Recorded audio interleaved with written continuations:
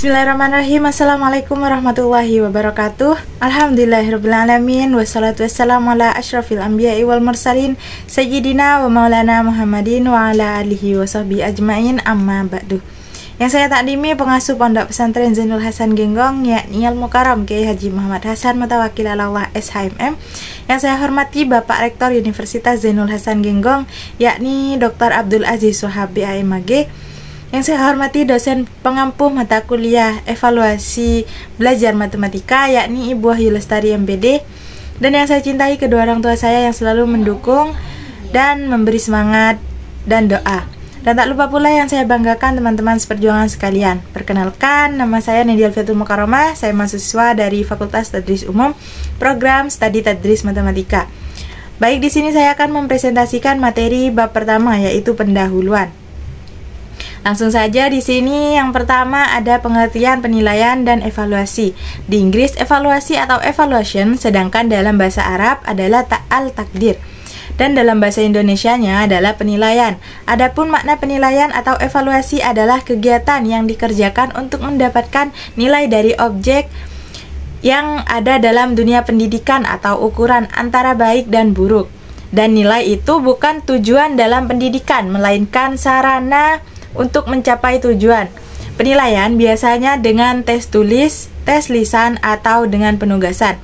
Ada beberapa pengertian evaluasi menurut para ahli, diantaranya Lessinger atau Gibson 1981 menjelaskan bahwa evaluasi adalah kegiatan yang dilakukan untuk memberikan penilaian melalui cara membedakan antara tujuan yang ingin dicapai dengan perubahan atau prestasi nyata yang diraih.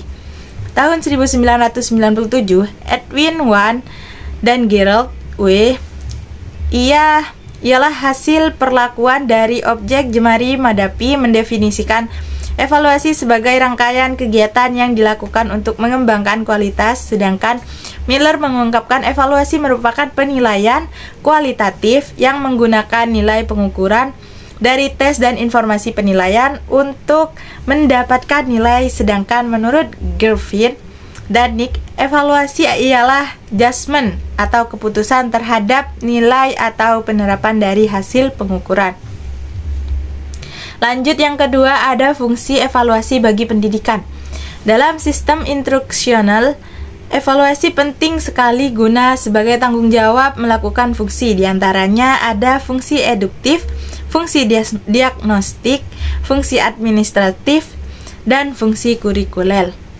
Lalu di sini ada fungsi evaluasi. Yang pertama ada bagi pendidik, seperti memantau segala kesulitan dalam menjalankan proses pendidikan, mempertimbangkan kelulusan peserta didik pada posisi tertentu, dan mencarikan solusi bagi peserta didik yang membutuhkan sebagai perbandingan dari keberhasilan sebelumnya demi untuk perkembangan berikutnya. Yang kedua ada bagi peserta didik, seperti fasilitas yang fundamental sebagai umpan balik bagi peserta didik, menentukan kesuksesan mereka ke depannya, mendapatkan informasi untuk kemajuan kurikulum ke depannya, dan tahu ketercapaian tujuan instruksional. Yang ketiga, fungsi bagi sekolah adalah untuk mengetahui akurasi kurikulum dan silabus, melihat tingkat kemajuan sekolah, memperkirakan keberhasilan pendidik dalam mengajar dan memajukan prestasi belajar. Yang ketiga adalah tujuan dan fungsi penilaian. Yang pertama di sini ada tujuan umum. Secara umum penilaian bertujuan untuk pendidikan. Contohnya di sini ada menetapkan hasil kemajuan peserta didik dan menganalisis pemahaman peserta didik tentang materi yang disajikan. Lanjut, yang kedua di sini ada tujuan khusus dalam bidang pendidikan. Tujuan khususnya adalah meningkatkan aktivitas peserta didik saat menjalankan program pendidikan, lalu menganalisis dan menentukan unsur-unsur yang menjadi pendorong kesuksesan dan kegagalan pelajar, dan menemukan solusi pemecahan masalah bagi guru.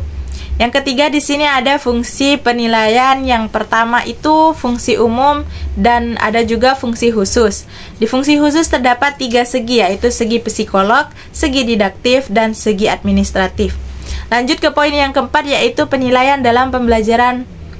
Penilaian memiliki arti hampir sama dengan kegiatan research, sama-sama melakukan aktivitas demi mendapatkan deskripsi peristiwa tertentu.